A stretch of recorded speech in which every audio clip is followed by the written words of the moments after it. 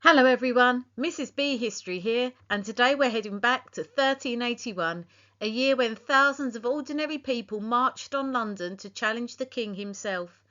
This is a story of anger, courage and change. This is the story of the Peasants Revolt, and as we go through the story, I want you to think about this question. Can a revolt ever really succeed, even if it fails? Life in the 14th century England was tough. But after the Black Death struck in the 1340s, things changed dramatically. The plague killed up to half of the population. Suddenly there were far fewer workers, so the peasants who survived found that their labour was in high demand. Wages began to rise until Parliament stepped in. In 1351, the government had passed the Statute of Labourers. This had fixed wages at their pre-plague levels. If anyone demanded more pay or changed their masters, they could be punished. Imagine working twice as hard in dangerous conditions, but being told you couldn't earn an extra penny. Then came the poll taxes. This was a series of flat rate taxes in 1377, 1379 and 1381 in order to help pay for the war in France, which wouldn't have been so bad if we weren't losing battles on our land. Every adult had to pay the same amount. It didn't matter if you were rich or poor. Think about that. Your local lord might have hundreds of acres and earn lots of money in taxes and produce, but he'd pay exactly the same as you. By 1381, many villagers had already paid twice, and they could barely afford to survive as it was. Having to pay the poll tax a third time really pushed them over the edge. Add to this the unpopular advisers who surrounded the 14-year-old king, Richard II, especially John of Gaunt, who many believed was greedy and corrupt. They also blamed a lot of the issues in England on the Archbishop of Canterbury on the right, who was called Simon Sudbury, and the Treasurer Sir Robert Howells on the left of this PowerPoint. So by early June 1381, you had a population dealing with high taxes, unfair laws, and no real voice in government. The spark was ready. All it needed was someone to light it. The revolt started in Essex and Kent when royal tax collectors arrived to enforce the latest poll tax. Its collection led to significant unrest and was a key factor in the Peasants' Revolt.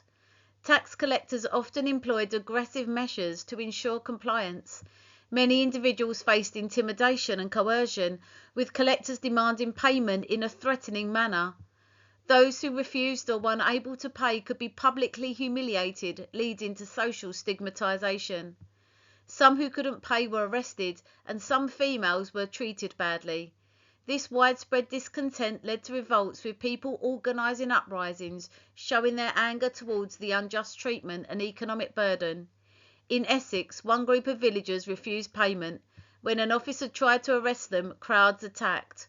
Word spread, and the revolt began. In Kent, an official reportedly threatened a man's daughter, and locals exploded in anger. Villagers gathered, armed not with swords but with farm tools and bows. From this chaos emerged a name the authorities would soon fear. He was called Wat Tyler. Wat Tyler was a craftsman with leadership skills and a clear message. He quickly became the rebels' figurehead. He and his followers marched towards London, the capital, towards the king. He was joined by another fiery voice, that of John Ball, a radical priest who preached equality. He's remembered for the line, "When Adam delved and Eve span, who was then the gentleman?" meaning that in the beginning everyone was equal. As thousands of rebels from Essex and Kent approached London, they demanded the end of serfdom, the right to make contracts and work for pay, and the removal of the corrupt advisers around the king. Amazingly, when they reached London Bridge, feeling sympathy for the rebels, the city gatekeepers opened it. Ordinary Londoners understood the rebels' cause, and they wanted to support. They didn't realise that it would end up with lots of destruction by those who failed to remain calm. Inside, chaos erupted. Buildings linked to the government were torched. The Savoy Palace, home of John of Gaunt, was burned to the ground, though John was not there, so he managed to escape their anger. Rebels stormed the Tower of London whilst Richard II was there, along with his cousin Henry Bolingbroke and his mother, Joan of Kent. He must have been really scared being only 14. Even worse was having to watch as two of his closest advisers, the Archbishop of Canterbury, Simon Sudbury, and the Treasurer, Sir Richard Howells, were dragged out from the Tower and killed, being blamed for badly advising the king. We can only begin to imagine how scared the teenage king was at this point. King Richard II, just 14 years old, had to act. So on June the 14th, he bravely met some of the rebels at Mile End. There he promised to free all villains and abolish Labour service. Many rebels went home satisfied, believing that Richard II was a good king and had simply been badly advised. They thought that with Simon and Richard gone, and with his promises made, things would be better in the future. However, Wat Tyler and a smaller group were not satisfied, and they wanted more. So the next day, June the 15th, the king and Tyler met again at Smithfield. No one is quite sure what happened next. Some say that Tyler spoke rudely. Others claim a misunderstanding turned violent. What we do know is this: Wat Tyler was stabbed and killed by the Lord Mayor of London, William Walworth. In that tense silence, young King Richard rode forward and told the rebels, "I am your captain." His calm courage persuaded them to disperse. In the days that followed, the royal army gained control, and Richard and his advisers ensured that there was brutal revenge for all of those who had risen against him and his advisers. Hundreds of rebels were executed, and John Ball, in the picture there, was captured and hanged. The promises the king had made at Mile End were swiftly withdrawn. On the surface, the revolt of the peasants had failed. But dig a little deeper, and the story looks different. The government didn't dare to impose another poll tax. Landowners now realised that they could no longer completely control the peasants. Over the next few decades, the feudal system gradually faded. Wages started to rise, and more peasants rented their land for cash instead of giving labour services.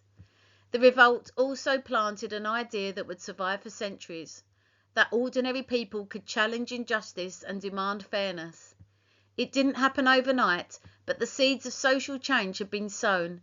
So maybe, although in the short term it looked as though they had achieved nothing, in the longer term, and in how they were treated in terms of tax, the Peasants' Revolt didn't actually fail. It just took more time for its message to take root. So, if you had been a peasant in 1381, would you have joined the revolt? Do you think the rebels were heroes, criminals, or a bit of both? Do you think the king was right to go back on his word? And do you think the revolt was a failure, or was there some success? Let me know what you think in the comments below, and don't forget to like, subscribe and ring the bell so you don't miss the next adventure in history with Mrs. B History.